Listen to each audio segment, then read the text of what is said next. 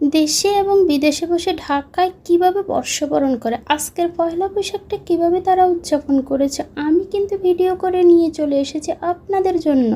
পাক্কা 300 টাকা রিক্সা ভাড়া দিয়ে গেছি, কম সম নয়। শুধুমাত্র আপনাদের জন্য ভিডিও ক্লিপগুলো নিয়ে আসলাম। অনেক কষ্ট করে আমি ভিডিওটা করেছি। আমার মোবাইলের জন্য মনে হয় আমার রিক্সাওয়ালা মামার অনেক বেশি চিন্তা। যখনই ভিডিও করতে মোবাইলটা নিই, দেখবেন মোবাইল ধরে টান দিবে, বারবার সে আমাকে সতর্ক করেই গেল।